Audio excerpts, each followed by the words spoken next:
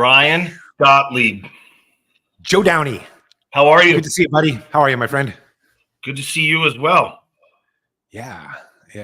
And I know I always say this to you, but I can't thank you enough in advance, regardless of what the outcome of today is. Once again, we have no idea what we're going to talk about, and that's always good, right? That's why I appreciate you able to jump on. There is, at the end of the day, though, let's be honest, there is a buzz around the industry because you did release your first book.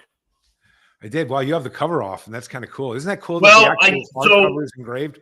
Here, I love that. But here's why I do it. To be honest, when I travel and it gets in my bag, I didn't want to mess up the cover, so I have it. Yeah. Plus, you wrote me a beautiful love letter on the inside cover. So, no, it gets in the. I don't know. It distracts me. So, yeah. But this one's going to get. I'm going to have to get another copy because there's going to be a lot of dog ears. There's highlighting already happening. And why the heck would a bunch of, this is in-home sales professionals, right? This is Windshield time. Why the heck would a bunch of salespeople care about what's in a leadership book? Shouldn't I have written a sales book? Shouldn't we be talking about sales or not? Which I think I'm going to make the connection why, in my opinion, if you really want to become a great salesperson, the answers aren't inside of a sales book. They're actually inside of a leadership book. Why is that, Brian?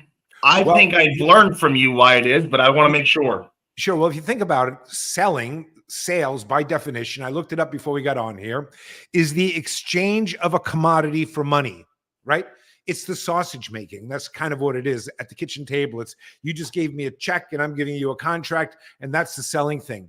But to get to a point where you can do that, where you can be successful at it, well, that takes leadership, right? And leadership is, it's the action of guiding a group of people in a certain direction. In many cases, one they've never gone before.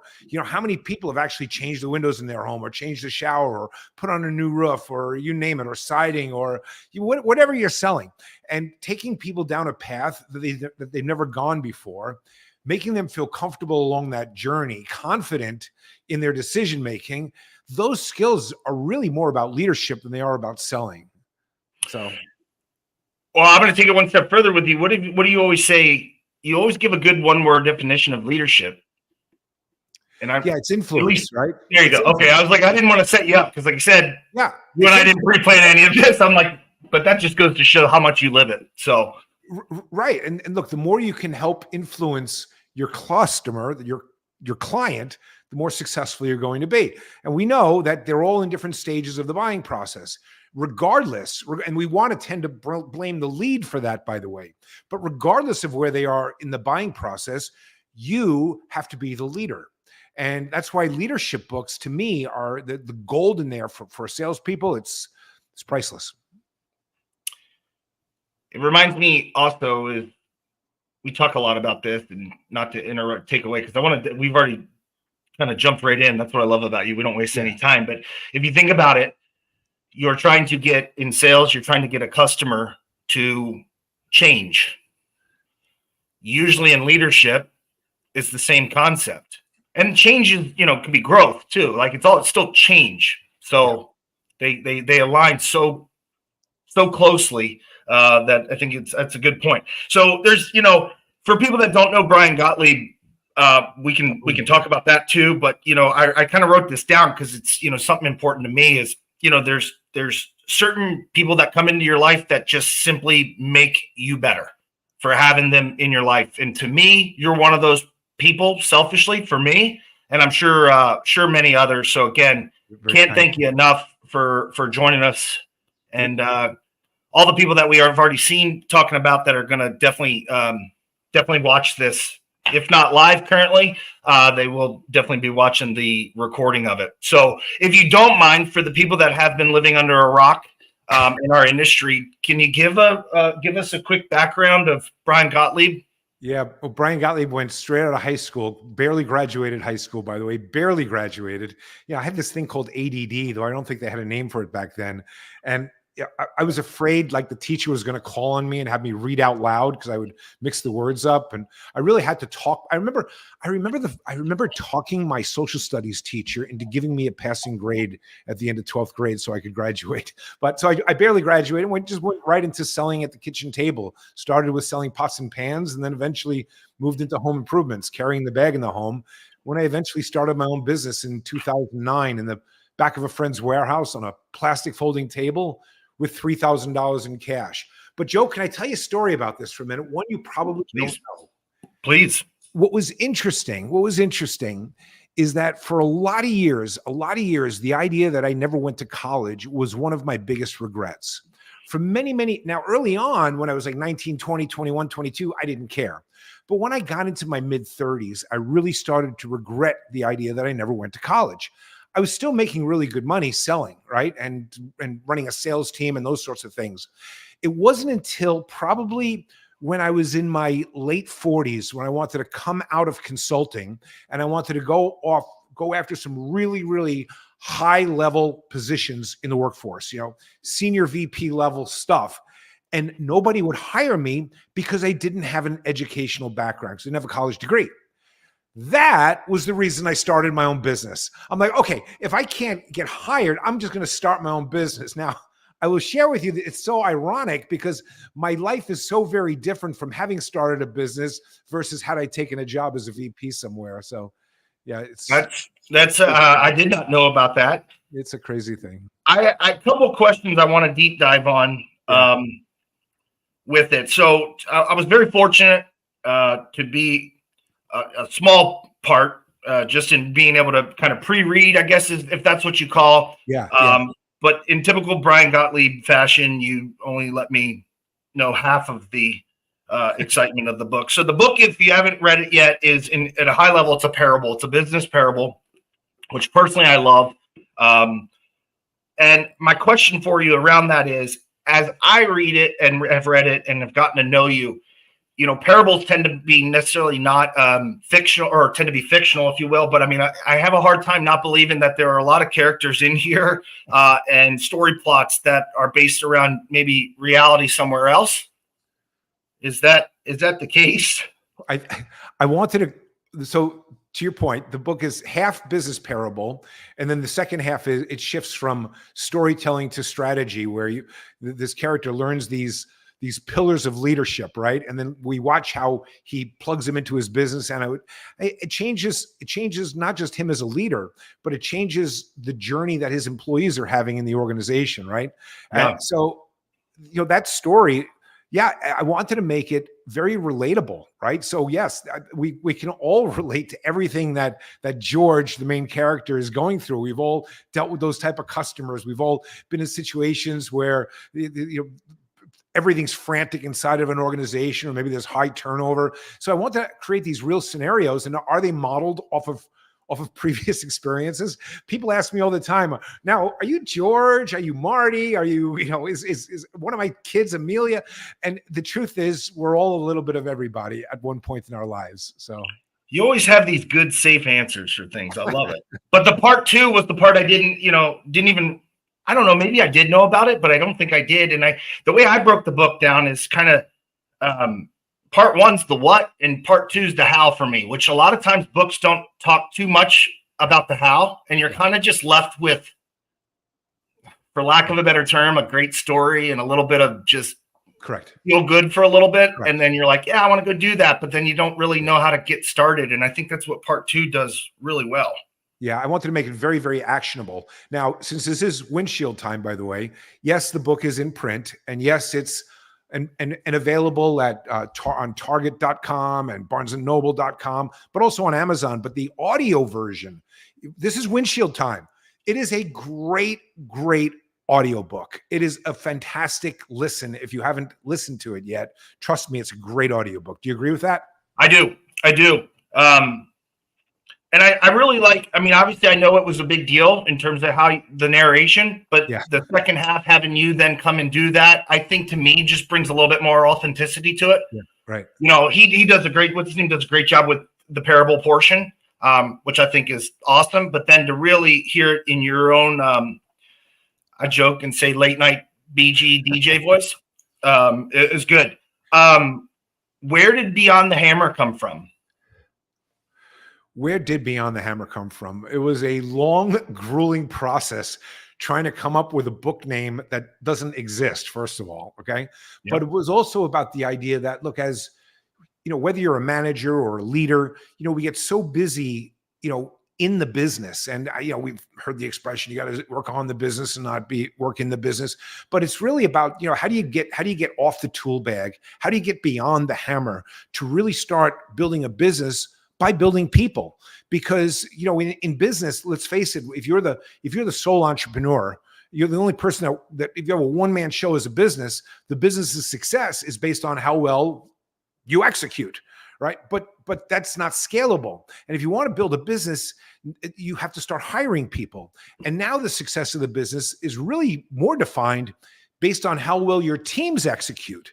And that's both when the leader's watching and when the leader's not watching. So how do you get an aligned team that performs at a high level with consistency? And to do that, you really have to get beyond the hammer. I thought it was a cool name. So I was kind of happy with it. No, I did too. I just, you know, to me, I don't want to put words in your mouth, but something that you taught me, and probably it sounds like I think I've also taught many others, is understanding what business we're really in. Yeah. So that's where I kind of like, because a lot of times, especially in home improvements, you know, you think we're in the home improvement business. Then forever, as you know, people are like, well, we're really just in the sales and marketing business. Let's be honest. In most cases, you know, I don't even know how to swing a hammer. If you've ever seen my hands, how clean and beautiful they are, you'll realize that. Right. And then you take it a step further, which to me is the definition of beyond that. That's how I looked at it. Correct.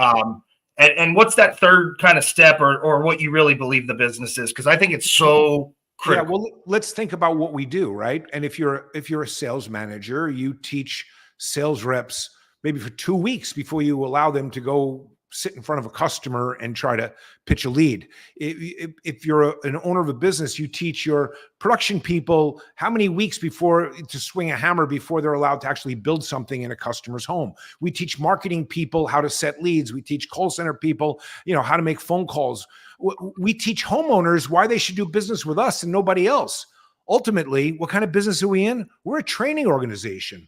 And leaders model their business as a training organization. Now, it's a big difference though, Joe, as you know, and we've had a lot of passionate conversations about this, that it's one thing to train somebody.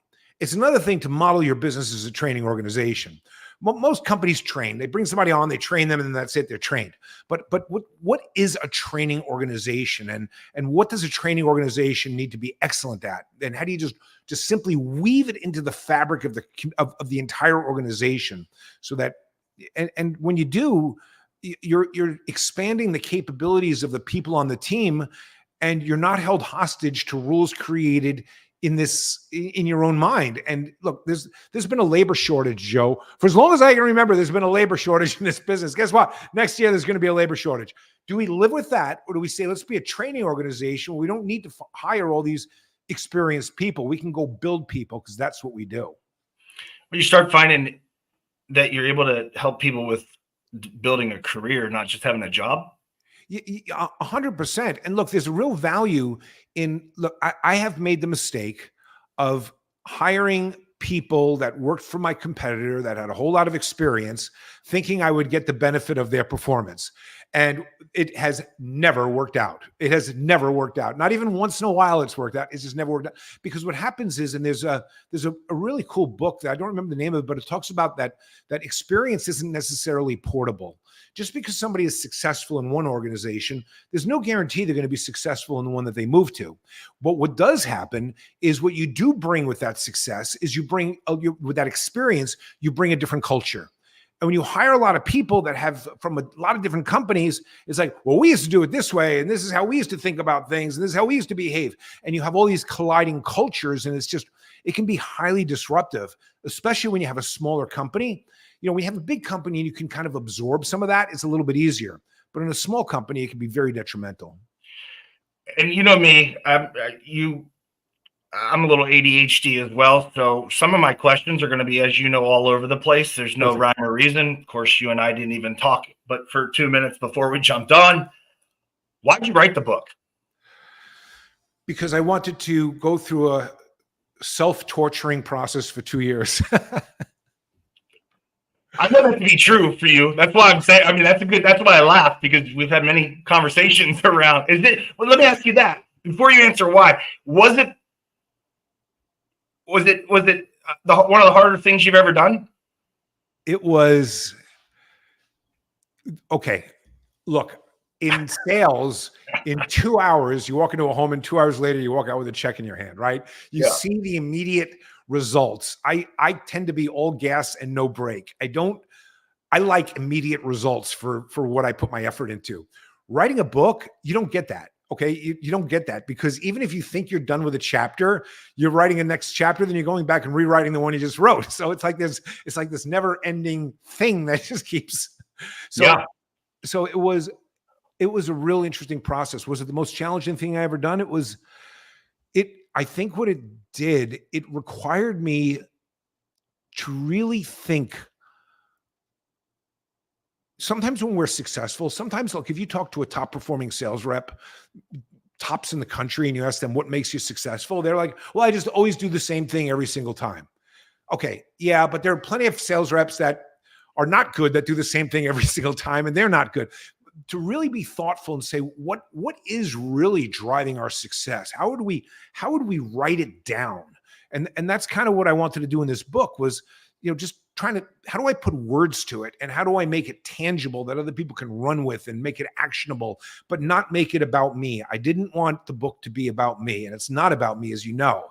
It's all about it's about you. It's about the team. It's about the organization. It's about the customer. So I was fortunate enough to go to the book release event, which was a shocker. There's nothing you would ever do, folks, around Brian Gottlieb that isn't world class.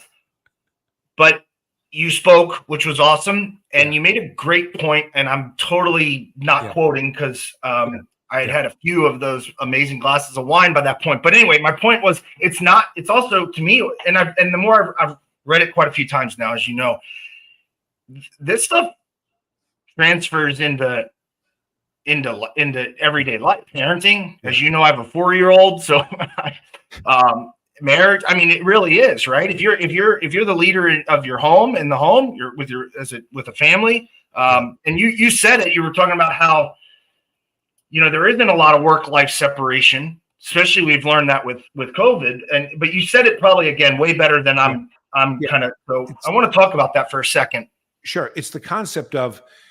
We think that we have to chase work-life balance, right? Like it's some kind of a scale.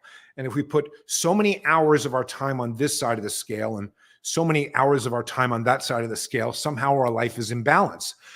The truth is that's even more stressful, because you're always making sure the scale is perfectly balanced and you're measuring everything. And it's not about work-life balance. It's about work-life integration. It's about yes, I am a business owner, and yes, I am a dad, and yes, I am a husband, and yes, I am a friend, and yes, I am all of these things. And it's about how, instead of trying to find balance, how do we find just simply being present? Look, you and I are doing Windshield Live right now. And if I said, hold on a minute, I got to check my phone here. Hold on, I got to grab this call. Hey, anything urgent? Can I call you back? And I start interrupting our meeting with a phone call or texting. You'd be like, Brian, what the frick are we doing, man? We're on Windshield Live and people are watching. What are you doing texting? Yet we would never think of doing it in this kind of environment. Yet we do it all the time when we're with those people that we care about, whether it's the conversation with an employee, the conversation with a wife or a child. We would be best served by simply always being present. And the more we're present. So I wanted to write a book that helped people get there. Because I think if you have a great business, and if the leader can provide a great employee journey that doesn't stay at work, it actually comes home with them. And it affects the way they treat their family. It affects the way they raise their kids. It affects the type of people they are. I think it's not either or. I think it's truly both end. Yeah. I mean, that's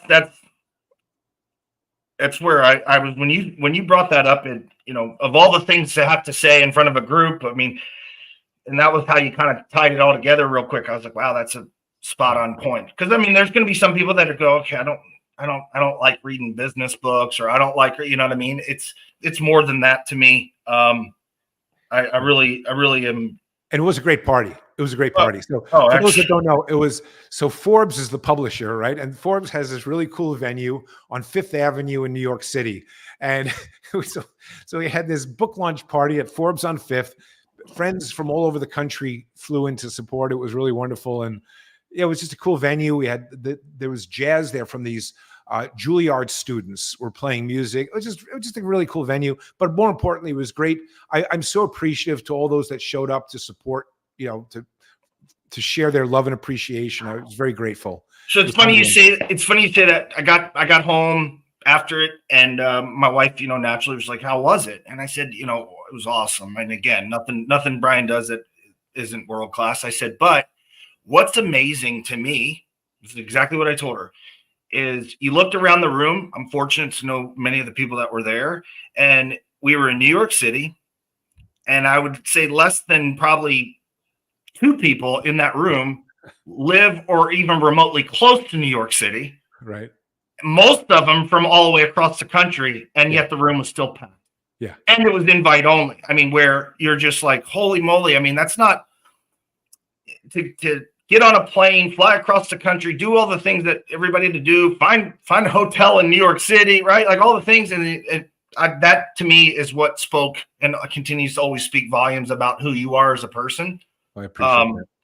Because again, I host that. I don't even know if those people come across country for my funeral, much less a book launch. So let's dive into, if you don't mind, the core. I don't want to speak for it, or the 5 pillars, I would assume. Sure. Is there any one that's more important than the other? I think they all work hand in hand, as you know, and as the parable explains. And by the way, just to go back to the parable again, yes, I read the second half. I read the strategy side, but I wanted, because the parable has different characters and character arcs, I wanted somebody really, really cool to read the parable, because I didn't feel I would do it justice. And my favorite narrator of all time is this guy named Eduardo Ballerini, who does James Patterson books and all kinds of really cool books. So he actually read the parable, and he did such a great job. But look, I tried to make all of the pillars, by the way, also very actionable. So it's something I can do immediately without a lot of hesitation. I can just start doing that. One of the pillars that stands out to me is pillar number 3, which is, leaders are aware of the echo of their voice. And what that means is, if you think about it, and it's not just the CEO it's the manager, it's just in general, we have to be aware of the echo of our voice. If you're a leader or a manager, your team is going to determine the type of day they're going to have based on the type of day you're having as a leader. And if you're coming across stressed out, your team is going to be stressed out. They're going to be afraid. They're going to be nervous. They're going to be worried about their day. They're going to be afraid to bring things to you because they know you're stressed out. Or they're going to want to rally with you. Yeah, let's get all stressed out together because this is what we do here, where we get stressed out. Or if you're angry and they want, let's all get angry together, and they start building camps.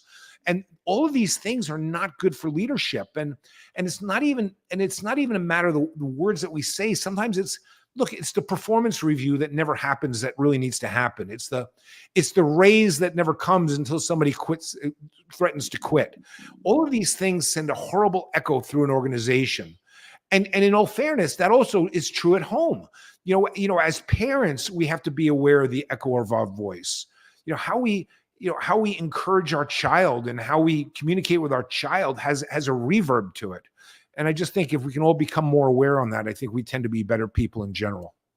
Do you recommend that? I mean, can you take the 5 pillars and can you evaluate a leader off the 5 pillars, almost like you just mentioned, a performance review?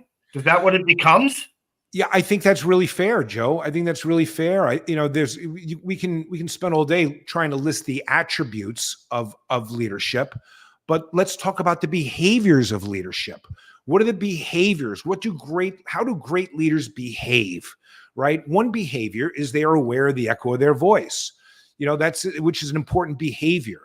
And by the way, and leadership comes in all shapes and sizes. There's nobody's born a leader. And leadership isn't about you. It's about your team, right? And how well your team performs. So leader, I think it's most important to be authentic as a leader. Lead with authenticity. And in that note, I don't think leaders get to have bad days. I'm sorry. I think if you have a bad day, call me. Pick up the phone, complain to me if you're stressed out, but don't be that in front of your team. So, but whether you're an engineer leader, or you're a motivational leader, or you're a quiet leader, no matter what, there's an echo to your voice. So I do think all of these things apply. I think they are almost a checklist for leadership. Do you think anything, there's no, since COVID and everything, obviously a lot of folks and some of the companies that are a part of the group are also bigger too. And like myself, I have to lead a lot remotely. Is everything here still apply? Yeah, well, look, what's interesting is, let's talk about that for a second. When you lead remotely, right, there are some advantages and disadvantages to it. One advantage, it's interesting because everybody gets a box on a Zoom meeting that's exactly the same size, right? So everybody's equal as far as the size of their box. But the meetings tend to always be very agenda-based. It's like, we're going to cover this, then we're going to cover this, we're going to cover this. And what lacks is, look, I remember when I owned and operated my businesses that, we might come up with some cool idea in the middle of a meeting, brainstorming some stuff around, kicking some ideas around, no bad ideas. But then a group of people might go off and riff on it in another room and take it even further. That stuff is very difficult to accomplish in a Zoom meeting because you have to set another meeting. And meetings are, in my opinion, not as efficient because, as we all know, they're set in blocks of 30 minutes. Well, let's meet for half an hour, or let's meet for an hour, even if it doesn't take that. And then, I think the stress for the individuals are, sometimes you have so many back-to-back meetings, you almost have to schedule a bathroom break. It's ridiculous. And it's, so I think there are pros and cons to it, but I do think it all applies whether you're leading by remotely or not. Yeah. Yeah. It is, there are a little bit of differences, but in general, the overall pillar and then the different topics within the pillar that you bring up are, for me, seem to apply. Most of them, correct me if I'm wrong, most of them seem to be, like you mentioned, behaviors and beliefs related. Nothing, you don't really focus a ton on the outcomes. You're saying, hey, here, these are all things that are within the leader's control. Yeah, I think, look, you think about pillar number 2, which is leaders shape culture through purpose and direction, right? So, let's talk about what is culture, right? Every business has one, and culture is, if you think about it, it's the shared thoughts and behaviors amongst your team. How are they thinking, feeling, and behaving? That is what your culture is. And what is the leader's role in shaping that culture? How do you shape how people think about the organization? And because how people think about the organization affects how they feel about the organization. How they think and feel determines how they act. If they are not engaged or committed, they might take more vacation time. They might call in sick. They might do all these things that affect attendance, retention, quality, safety, productivity. How a team thinks really determines how an organization performs. And it's the manager that does things like hiring, firing, promoting, compensating, public rewarding. How they do things affects the culture. So the manager is truly the custodian of a company's culture. And as leaders, we have to understand everybody's role and what is our role to create meaning and purpose for everybody in the business. Who's more important, the person sweeping the shop floor or the one that's selling at a kitchen table? The truth is, everybody has purpose in their work, and everybody is important. And some people, I guess, feel removed from that. They think they're just like making widgets all day long. If you can get them to understand why the business exists, its purpose, where the business is going, its direction, and what your role is in helping us get there, as you align your team around a shared set of beliefs, that's when the business really starts to move forward. What would you say to let's just say like a frontline type manager who, because obviously culture starts at the top. You hopefully, meaning CEO or whatever, senior leadership is considered within a company. But let's just say, your frontline, we'll just stick with sales because of the frontline sales manager. You got a team of 15 salespeople. You work for, overall you're satisfied with the organization you work for, but they're, let's just say maybe some of the senior leaders are not really readers, don't know Brian Gottlieb for some reason, don't really lead, don't really kind of adopt this, I should say. What can you say is that frontline sales manager that's trying to implement this, but doesn't really necessarily have, I don't want to say the support, but just people above him aren't super interested in it. Yeah, look, what a great question, right? What if you're stuck in the middle of an organization and you know that you have a culture challenge, right? And you know that the team is struggling with misalignment, because that's what tends to happen. And I think, look, at some point, first of all, leadership isn't about title or position, right? Everybody can be a leader. But when you're trying to get people above you to embrace a certain philosophy, it can be exhausting, right? Though it's a noble cause and one shouldn't give up on it.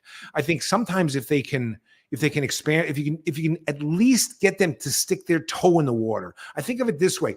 You think about reaching somebody's hand out for support, right? You don't have to reach your hand all, halfway out and they're going to meet you the other half of the way. If they can just at least stick their fingers out and you grab them the rest of the way, if you can get them to embrace one aspect or show them one issue and within their people and how by not having an aligned team is really truly affecting the results of the organization, I really think it has to be tied into that.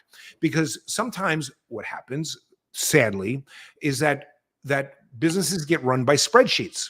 So companies don't necessarily see the impact of driving change in human behavior on how it really impacts the bottom line of an organization.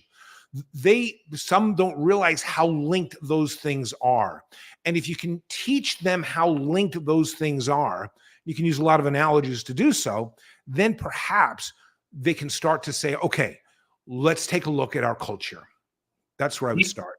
Do you see a lot more of this now? Meaning, to me, this book is needed like now more than ever. Like it'll be timeless, right? There's nothing in there that I don't think won't be timeless, but just right now in our industry, I'm not being negative. It's just, I see the stress. I see gosh. Yeah. It's just needed. But do you see it? I mean, you get to travel the country and you get to work with different organizations in and outside of our industry. I mean, do you see that to where it's common? Yeah, look, I think it is.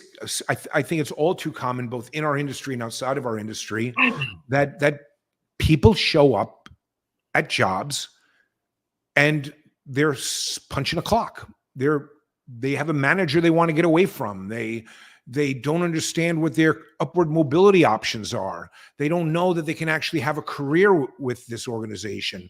They don't understand when decisions are made, why they're the last to know about it. They don't feel like they have a voice. All of these sort of things creates a certain type of culture. And look, a culture of an organization is shaped by the lowest level of acceptable behavior. That doesn't necessarily, that could be at the top of the organization, by the way. Yeah. It could be at the top, it could be at the bottom, but everybody shapes the culture. So look, I think there's no organization that's immune to that. And we should all be aware of that, because we can all affect that. To jump back to the frontline sales manager example, yeah. Can that, let's just say hypothetically, you do your best to influence senior, leadership above you to kind of dip their toe in, like you're saying, but can you still, and do you recommend teams create their own vision within the team and purpose, like amongst the team based on the department? Yeah, I think that, and I know a couple of leaders that do this quite well. I won't mention any names on this, okay, where they insulate their team from any cultural challenges inside of the organization or any friction. And yes, just as a business needs a vision statement, each team needs a vision statement. So, and a vision is, what do we aspire to become and how do we win? What behaviors do we need out of our team members in order to achieve our aspirational goals? How do we win? And yes, a manager can insulate their team, although one should also never give up on trying to change the entire organization. How about that? Yeah, no, I mean, I think, I think I'm sure it's probably, again, it's pretty timely right now. Yeah. With a lot of organizations around it. You'd also talk about something it's a pet peeve of mine, and I love how you deal with it in the book about once you do have this, your mission and vision, it's one to, well, first phase, you kind of put it in a pyramid, and I love it. It's like, hey, there, you don't have one. That's the worst case. But then you go right up, and the last one I think is so critical, and probably where it frustrates me the most is it doesn't get lived. Yeah, right. And how do you? And what is everybody's role in bringing it alive? And how do we keep it top of mind awareness? And how do we weave it into our vocabulary? How do we take part of the mission statement of well, I don't want to give away too much on the book, but Yeah. George struggled with not having a mission statement, right? And so he finally got that figured out. You have to listen to the book to see how. But then how do you weave it into your conversations? I just think about our mission statement of do well and do good, which means, the purpose of business is to make a decent profit, but do so decently. And how do you weave that into your conversation? Look, hey, Miss, Johnny, who just got back from installing a shower for somebody and happened to also change the smoke detector batteries on Mrs. Jones's smoke detector because she's maybe older and can't reach them. You can reward them publicly, but also say, hey, man, way to really do good, way to do well, but also do good. Bringing the mission into and pieces of your mission statement into your daily vocabulary is just one of many ways to reward, to keep it alive, and also rewarding on it. It's, again, we know the sales person of the year always gets a plaque and a trophy, right? But what about those people that are carrying the mission and vision on a daily basis that might not be the number one sales rep? Maybe they're number 4 sales rep, but they do some other things that are really well. How do we reward their behavior? And that's important because we have to show what the business really stands for. Oh man. So you're hitting a couple things that are really good. When you reward that behavior, by the way, you tell me, but that way, when it comes up again, those situations, they're going to double down and do, like, they know what to do then. Right. What you remember I don't know if you remember, it was 5 or 6 years ago, I came out to visit you. And this, I'll never forget this because it was awesome. And what I'm getting at around this is do well and do good. Well, you and I were sitting there, we're talking about something else. And a young lady, I think it was, came in. It was me and a couple other members of your leadership team. But you guys had a customer who, unfortunately, I think one of the spouses passed away. And she's like, I can't afford to, just passed away. You hadn't installed yet, but it's past rescission, right? And the young lady in your office was like, hey, just want to verify, like, we're refunding this lady's deposit, right? And you looked over and you were like, we also filter everything through our mission. So do we hold under our deposit? Is that doing well and doing good? I'm like, no. Okay. So there's your answer. Refund the deposit. Like it just becomes a way to run the entire business through. Yeah. It's not that complicated, right? It becomes not that complicated. And look, and I had to get there. Look, there were times in my business career where we would sell products that were really good for the customer, but terrible for the company. Okay, we sold, so we didn't make any money on it, but they sure looked good when it was done. And that might be doing good, but it's not doing well. And it's really the balance of how do we do well and do good. So how do we take care of the customer and the company? That's the other side. Sorry, that's always a good point, right? It's the do well. Yeah, take care of the customer, but also the business has to do well too, or otherwise they won't be around to do the first part. That's right. Exactly. Profit isn't a bad thing across the board. There's a reason for that. I just was always shocked by that one. That was what I learned from that. I'll never forget. Was like you just filter everything through it, your decisions. So even the tough ones, you got to filter through it. Yeah, it's true. Then start living it. And look, by the way, if we want, we have a choice, right? In business, do we want obedient employees or do we want aligned teams, right? that are empowered to make decisions. If we want obedient people, then you probably don't need a mission statement. You just need a bunch of rules and regulations. But good luck trying to grow that thing, because you need a policy for a policy for a policy. Then you need managers to manage the policies and all that stuff. We want empowered people, and we want aligned teams. They have to know how to make decisions. We have to teach people how to make decisions. Look, I'm guilty of it myself. When I was growing a business, I had no idea how to run a $30 million company, or a 40 or a 50 or $100 million company, or $150 million company. I didn't know what I was doing until I did it, right? The people in the team, your team, they don't know how to make decisions unless if we teach them how to make decisions. We have to empower them and teach them and let them know that, hey, you know what? It's okay to be wrong. Just don't be wrong for long, you know? Yeah. I remember hearing a story. You had promoted somebody on your team to like the head of operations of whatever. I don't even know which one of maybe it was the original business. And that particular guy was a little hesitant at first, but then he comes in and talks to you and he says, "Well, Brian, I'm only hesitant because I've never run a $30 million organization or back end." And I think your response, if I understood correctly, was, "Neither have I. We'll figure it out as we go." Exactly. Yeah, that was which is awesome, because obviously I think the reason why I bring that up is he was hesitant about taking the role because of that at first. Not that he didn't love everything about the opportunity, but that becomes critical. One of the things, by the way, and he was a crucial part in growing the business to $150 million group of a family group of businesses. Big time, definitely crucial, big time. We did it together. So I want to talk about one thing that's really, really critical. So we've had extreme growth in this industry throughout COVID. And this came up in a really good conversation I was having the other night. And, one of the challenges I see in our industry is because of that extreme growth, we now have, which is good, we now have a lot of very young, not young in age, but young in experience frontline sales. The conversation that we were having was around frontline sales managers, but I'm sure it's in all departments and all levels. Yep. Do you see that to be the challenge? Like you have guys and gals that are now, because of the growth and the expansion that we see for numerous reasons, whether it's because of COVID, private equity, whatever, you have people in management roles that have zero clue and/or training.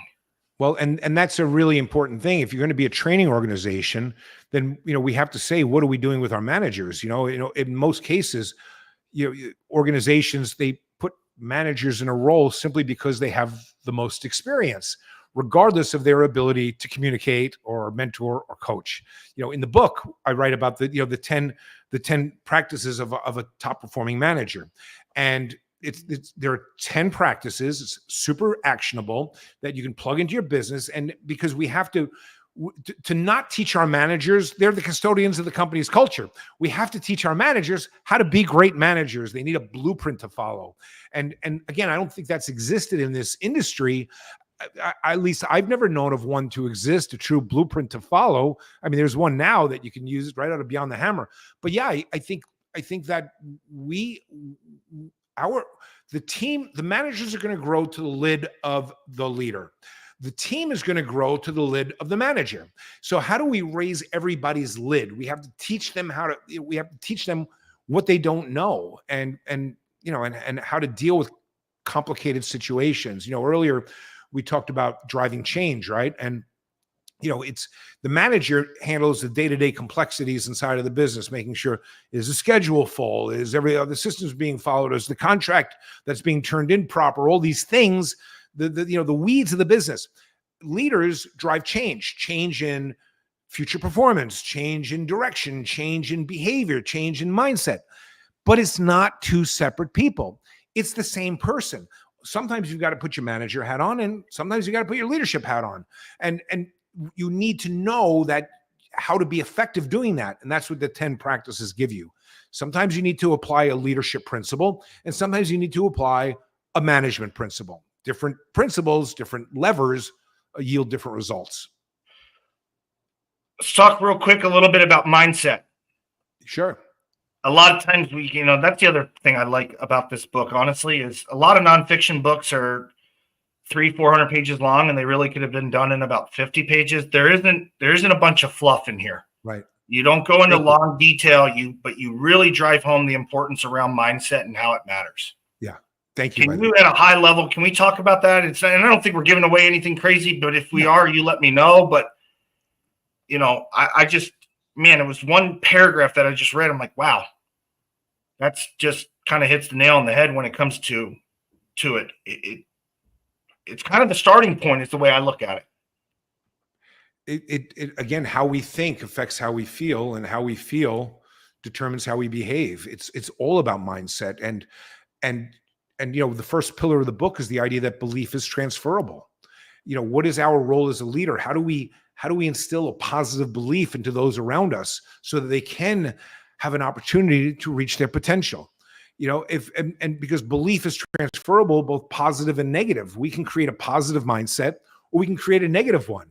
My epiphany came when my wife and I were sitting out on the front porch of my house right after a summer music festival in Appleton, Wisconsin, drinking a glass of wine on the front porch. And I was reflecting with her, and this was a real epiphany for me, Joe. I was reflecting that when the community is doing well, we feel better about things, right? We're doing better. And obviously when the business is doing well, we're in a better place. And my epiphany was that for the business cannot reach its potential unless and until the people inside of the business first reach theirs. That the business cannot reach its potential until the people reach their potential, which means I can't reach my potential until my team reaches their potential. And that told me in that moment, my epiphany, that my true role as the leader of an organization is helping others realize their potential, helping them believe in themselves, helping their mindset be in the right place so they can chase bold dreams. Because without that, nothing else works. At the core, everything starts there. It changed my life. The other thing that I think I've heard this, and somebody quoted it, and I don't mean it for cliche, but it's like, the leader, meaning in your case, you have to have a vision big enough that other people that are going to be willing to work for you can achieve their goals within that vision, right? Right. But then you also take up a good point in the book. Briefly, you highlight on it, but it's a good point. And I think I may have posted something about it in the chat one day, is the studies that have been done that it's unfortunate, but it seems like it's factual. The percentage, regardless of anybody, we're all human. So the percentage of negative thoughts and beliefs that we all have in different areas of our life, and then the fact that those then become repetitive 95% of the time. Like you can kind of take the guesswork out of it. Yeah, right. That someone probably has some limiting beliefs that are ultimately going to, not allow them to basically reach their full potential. We can think of personal examples in all of our lives where we've seen a positive belief be transformational and a negative belief be self-destructive and deadly. When people have a negative belief in themselves, it can be deadly. When they have a positive belief in themselves, you become limitless. There was a study that I write about in the book in 2011, right? This study it was a study on health and mortality. And what they learned is that people that experience high levels of stress were more likely to die prematurely if one other factor was true as well. And that factor was belief. Stressed people that believed that stress affects health were 43% more likely to die prematurely than people that didn't hold that same belief. So in other words, stress won't kill you unless if you think it will. Again, the power of belief is significant, and you can totally transform your sales team. But it shouldn't be hollow, like, hey, I believe in you, rah, rah, rah. It's I believe in you because, and add evidence to this. I believe in you because I've seen what you've done this time and that time and the other time. This is why I know you can accomplish this. We see it all the time. We bring a sales rep into a sales training class, and they have this binder or this scripting that's 6 inches thick that they got to memorize, and they're petrified that they might not even get through it. There's always a great time to encourage people to believe in themselves. And when you do so, your team and your business become limitless. We always get a chance when we do talk, and I'm sure you get this a lot when you're on stage, or naturally when people are on stage and like yourself, It's obviously, it looks like, you know, everything's just hunky dory all the time, and this was easy and voila. And I always joke. I heard someday that people get jealous of the results, but they aren't jealous of the process that it took for you to get those results. Where would you say you failed? I can give you a long list. We can do another hour on this. Yeah. No, we don't have to do that. But I mean, like, you know what I mean? We always go, oh, Brian, oh my goodness, you're great. And, you know, and rightfully so. But like, there's people out there that are like, man, you know, but I'm not him, or I'm not that, I'm not this. And that's a limiting belief too. But, belief. But exactly. You know, it's not, I guess what I'm getting at is, I mean, I'm sure you had some times along the way where it was like, is this gonna work? Is this like, am I on the right path? I still have it, Joe. It doesn't go away. Look, when I was building the business, I didn't know what I was doing. Am I making the right decisions? Am I, listening to my gut, but also listening to my team and thinking strategically? But even, Joe, when I was writing this book, I'm like writing this book and I'm like, is this stuff real? I mean, it's like, okay, I had a great business, right? But there's always somebody that had a bigger business. And what will the people that had a bigger business read this book and say, yeah, but his business wasn't as big as mine? We always fight, I think, all of us. How do we shut down the voices of negativity that live in our head, right? And how do we fill them up with positive sounds look, I think we all struggle, with that. How many sales managers out there or business owners out there think, is an imposter syndrome if they try to coach somebody up? But then you think about, well, let's just talk about Aaron Rodgers, who's, maybe not having a great year this year, but he's really had a history of being a great quarterback. His coach, whoever worked with him, didn't throw the ball as well as Aaron Rodgers, right? So Aaron Rodgers still threw a ball better than the coach. So should the coach have had imposter syndrome? He didn't throw the ball as good as Aaron Rodgers. He's telling Aaron Rodgers how to throw a ball. So, we've got to, if we just start to really think about it, it's all just noise in our head, and we shouldn't give it much time. Yeah. The end of the book, the final words, everything about the book's great. Honestly, it really is. But you talk about your golf game. And it's funny because I was playing golf a few weeks ago and I was playing with a guy. I mean, it's almost like hilarious. It made me laugh when I then read this here is, he's cussing after every shot. He's blaming the weather. He's doing this. He's doing that. I'm like, hey, when's the last time you played? And he's like, 2 months ago. I go, have you practiced between now and then? No. Well, why are you getting mad? Right. Like, exactly. What do you expect? Right. Exactly. But you really drive home this point, and you talk about it often. But with the same thing with yours, practice the importance of it. What we practice, we become excellent at, right? And if we practice getting angry, we'll find a way to get angry even the happiest situations because we're experts at it. And if we practice negativity, we'll find a way to be negative in the most joyous scenarios. And we probably know people like that because we become excellent at it. But if we practice being joyful, we can be joyful.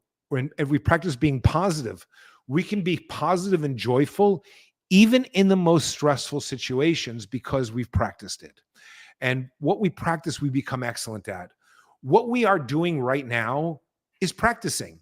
Everything we do is practicing whatever skill we want to be good at. If we get mad at somebody that cut us off and we cut them off, we're practicing road rage and how to become excellent at road rage. We just always have to be careful the behaviors we do because we're practicing it as a skill set.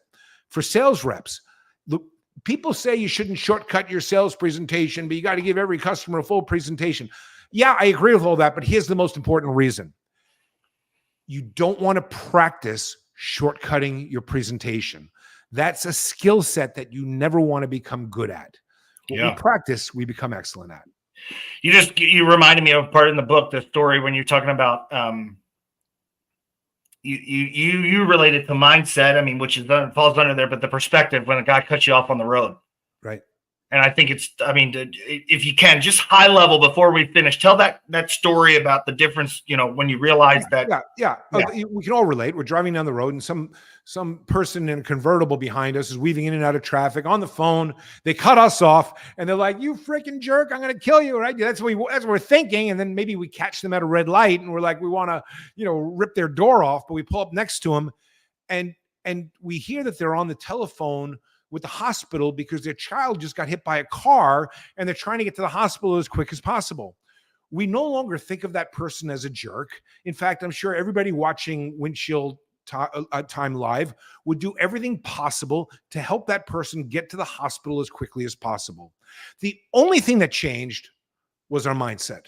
The only thing that changed, the guy still cut you off. The guy was still on the phone, but the way we thought about it changed how we choose to act on it. And that's why mindset is such a tight connection between how we behave. And we can influence that as leaders. We can do that for everybody. The quote, "How you view things drives how you do things." Yeah, it's great, man. Quick rapid fire, if you don't mind. Sure. Oh, this will be fun. Actually, before we dive into that, I did want to ask you one other thing. And I don't know if I've ever asked you this before. I was thinking about it the other day. What do you think your superpower is? A insane belief in people. I truly believe in others. And my goal every single day is, how do I mentor somebody and how do I make a positive impact in this world? And I believe the path to doing so is helping others realize their potential. My business in many ways was a house of misfits. They didn't fit anywhere else, but they fit under our business really well. Yeah. And I think that is my superpower, that I just simply refuse to give up on people. I'm not going to ask one follow-up question to that. Yeah. When do you draw the line and say, okay, I'm getting, it's just not, it's, you're not meeting me halfway on the belief side of things. And as long as they're willing to just stick out their fingers for help. When they stop sticking out if they're not willing to reach even part of the way, then there's nothing I can do. But they have to be willing to reach, just even if it's just part of the way, then I can help. Spot on. Okay, that's fair. I just wanted to make sure. All right, rapid fire. It all comes, fill in the blank. It all comes down to mindset. Ooh. Leadership is influence. I kind of already asked you that. Sorry. Success is not having what you want, but wanting what you have. Gosh, it's like it should be Windshield Time with the Stoic. The key to success is enough. When do you have enough? Last but not least, Brian, this one's fun. This is hard too. Maybe not. What's your favorite word? My favorite word? Word. Alignment. Why? I just love the concept of alignment. I think if you can get everybody marching in the same direction, everybody aligned, I love that word. I've got a lot of favorite words, but I love alignment. But I mean, yeah, that's fair. I'm just curious about your favorite one. Actually, I do have one more. I also like limitless, by the way. I love limitless. Well, that's what I thought you would say, but that's fine. I mean, there's a lot of good words. There's no, I think then you take a bunch of words and you start to string out your philosophy, right, on things. Yeah. What do you, and this is, we didn't really get industry specific, doesn't make a difference really, because it, like I said, relates to everything. What do you most love about our industry? Several things. I love the idea that, first and foremost, that it doesn't matter what type of freaking car you drive. It doesn't matter what kind of house you live in. It doesn't matter what your education was. None of that matters. You can have the career of your absolute dreams if you have the right attitude and willingness and belief in yourself and coaching. You can have a career far beyond anybody that went to school to study medicine.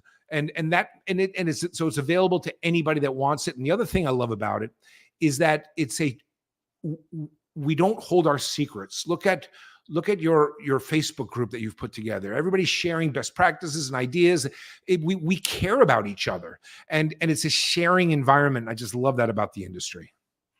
And then lastly, speaking of one word, I forgot this. Like I told you, I get all over the place.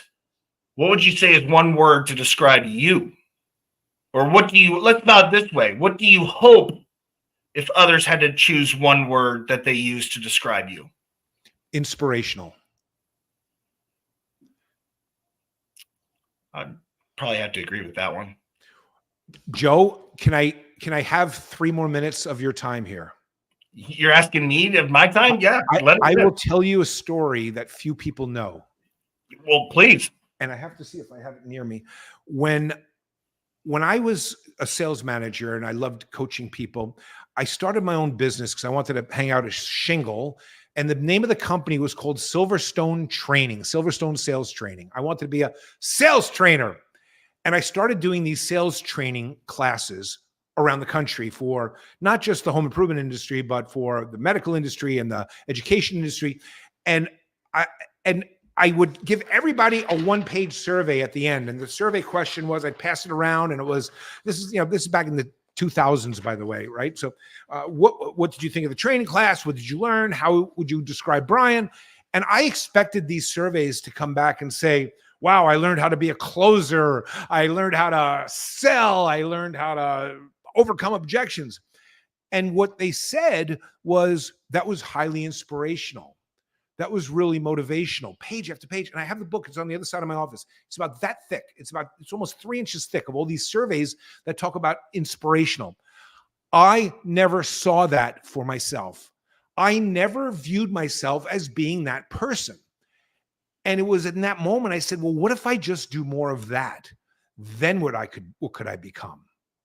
Right. And that really changed my life tremendously because it put me on a new direction. It's interesting. Now you got me fired up because the other side of it, you probably hear this all the time. There's nothing worse when you like go to say, or maybe not all the time, but back when you were doing that, where people are like, oh, you're training them on sales, right? And you're like, oh, I like how you say that. That's good. And I hear it all the time still to this day from people. And I go, I'm glad you like it, but that's not what I want you to do it. I want you to, so, and you need that. That's where that inspiration comes to say, put it into action. You can change your life. You are limitless. You can achieve more, obviously if you want to, but put it in action. The other, now you got me fired up on that side of things. Cause I don't know, can you even see all these comments in the, I can't see them up on this screen. So you're going to see them. I mean, it's great. All the folks, the different people reaching out and that you've worked with, I should say. But I think it's just, and that's why I said that in the beginning, there's certain people that come in your life where you just like go, holy crap, I can be so much better than I currently am. And you didn't really have to say that to me. You kind of emulate it. You start to be like, I want to be, and then we always joke with each other. And I said, what would BG do is become my go-to. Look, let's be clear. I did not build the business. We built the business together. Our team built the business. We all did it together. We all worked really hard to make it happen. We all believed in each other. We supported each other. We authentically cared about each other, and we were all accomplishing something together. It wasn't a me thing. It was a team thing. And I think that, that's really important to know. Yeah. So it has very little to do with what I did. Yeah. Well, Brian, I put up there is briangottlieb.com. It's probably the best way to connect with you. Yeah. And Amazon for the audiobook or Audible. I do suggest downloading the audiobook. It's I agree. I'm fortunate now to have both versions. And if you've already read it or you've already listened to it, please leave an Amazon review. Please go to Amazon, leave a review. I need the reviews. If you don't mind me asking, how are things progressing with it? Oh my gosh. Hold on. How are things progressing? Well, let me just show you something here. Hold on a minute. I got to pull this up on my phone here. Bear with me. I'm actually really excited about it because I just got sent this by Amazon last night. Let me see if I can put it in front of there. Oh, Amazon #1 bestseller. Wow.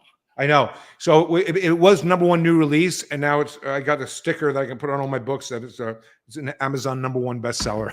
That's so crazy. I'm blown away at the success it's been having. It's crazy.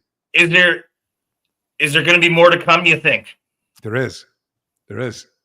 See, I just had to hang that carrot out there for everybody to continue to come back Yeah. to Windshield time, especially every time we bring Brian on. I've already started the outline. It's really cool. It's going to be good. I love it. Brian, love you, man. Love you too, man. And thank you, everybody. Appreciate you. You know, go out and put a dent in this universe, okay? Appreciate it. Thanks, Brian. Thanks. Peace.